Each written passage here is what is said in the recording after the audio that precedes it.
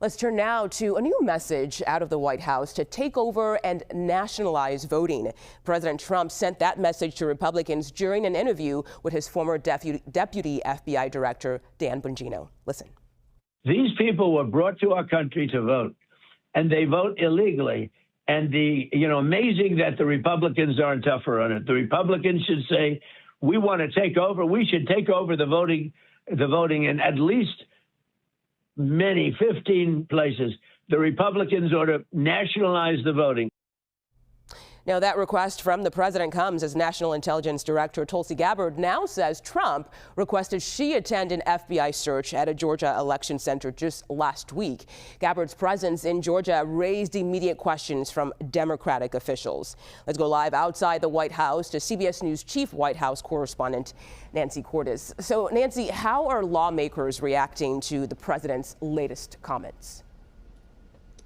Well, Democratic lawmakers are reacting with alarm, frankly, Mugo. They say this is the farthest he's gone so far to indicate that he wants or intends to execute some kind of federal takeover of statewide, state-run elections. And that is something that they have been worried about for a while. I'll just give you a flavor of what they've been saying. Mark Warner, who's a senator from Virginia, said Trump is making it clear this is a pretext to conduct unprecedented federal intrusion into our elections and using sort of the mirage of widespread voter fraud in order to do it. The Senate Democratic leader, Chuck Schumer, is also speaking out about it. Take a listen to what he had to say. Just a few hours ago, Donald Trump said he wants to nationalize elections around the country. That's what Trump said. You think he believes in democracy? He said, we want to take over. The Republicans ought to nationalize the voting. Does Donald Trump need a copy of the Constitution? What he's saying is outlandishly illegal.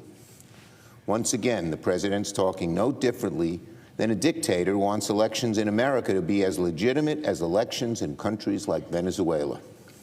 And make no mistake, one of the tools to nationalize elections is precisely the SAVE Act that some Republicans are pushing in the House.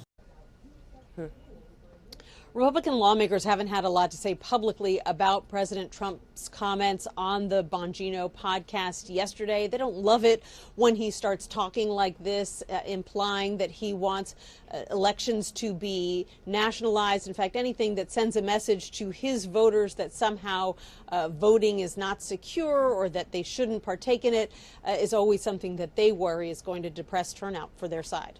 Yeah, I mean, that does make sense. Nancy, right now the president is meeting with the president of Colombia. We know that meeting is closed to the press, at least as of right now. But what are the two leaders expected to talk about today? Yeah, it's unfortunate that it's slated to be closed to the press, because that would really be a fascinating meeting to watch, at least the beginning of it, when they often let us in when President Trump is meeting with world leaders. There's a very interesting backstory here. The president has called the leader of Colombia a drug lord. He has implied in the past that perhaps the U.S. would invade Colombia next after it went into Venezuela and took Maduro out of the country. And then the leader of Colombia responded that if the U.S. does invade, that he'll take up arms himself. They're going to be talking today primarily about drugs, Mugo, because the State Department has determined that there is more cocaine coming from Colombia to the U.S. than any other country, far more certainly than Venezuela, which was the pretext for the U.S. going into Venezuela in the first place. So, there's been kind of a detente recently between President Petro, President Trump. They had a long phone call after they issued those dueling threats to one another. So it'll be fascinating to see what comes out of today's meeting. Yeah, we shall wait and see. Nancy Cordes outside the White House for us today. Thank you so much for your time.